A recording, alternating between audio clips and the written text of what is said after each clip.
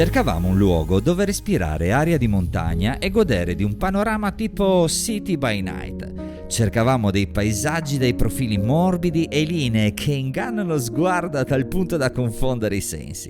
Signori, questo luogo esiste. Sua Maestà, il Massiccio del Grappa.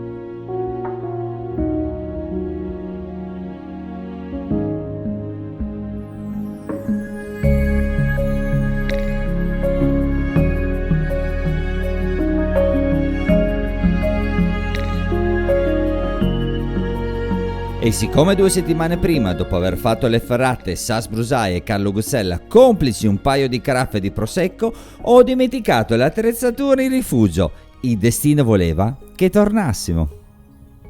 Buongiorno squadra, dopo una notte fredda ma interessante, no? Siamo sul Monte Grappa, abbiamo deciso di intraprendere il sentiero 152 partendo da Malga Vedetta, 20 metri più avanti sulla sinistra trovate un comodo parcheggio e sarà un giro facile e non faticoso perché siamo già altissimi e quindi già è tutto super mega panoramico, quindi... Andiamo? Andiamo, partiamo. Fantastico, cioè, siamo gasatissimi.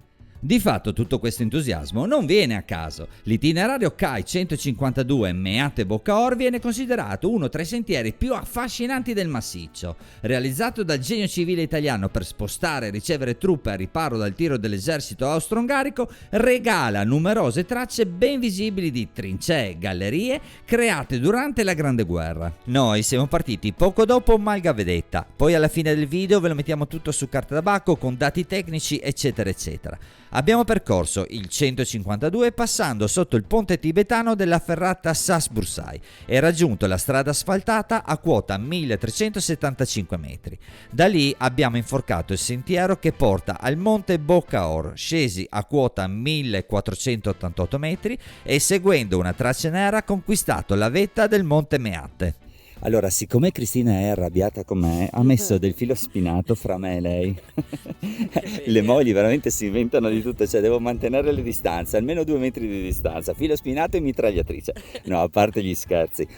Siamo sul monte e abbiamo fatto... Quanto è alto sto monte? 1589. Bravissima, veramente. Allora, è stato un percorso veramente molto bello, come dico io, minimo sforzo, massima resa, perché abbiamo fatto alla fin fine 300 metri di dislivello, però in un contesto estremamente panoramico.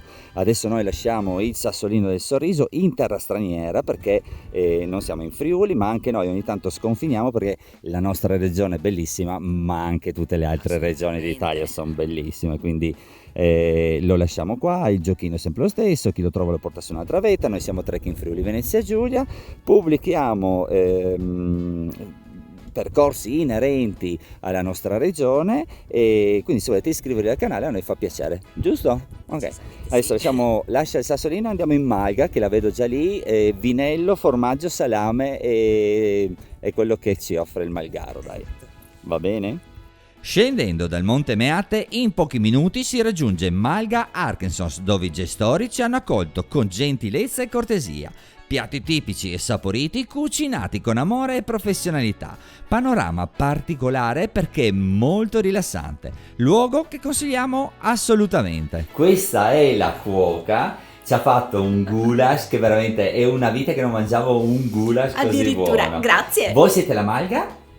Noi siamo la Malga Archeson. Siete aperti da giugno a settembre. Avete anche camere? Abbiamo anche 10 posti letto e luglio-agosto siamo aperti tutti i giorni. Veniteli a trovare perché ragazzi sono 2 persone meravigliose, fantastiche. Grazie. Ora come sempre la cartina tabacco con i dati tecnici. Grazie per seguirci, se non lo avete fatto ancora e volete far parte della squadra iscrivetevi al canale. Zaino in spalla e alla prossima.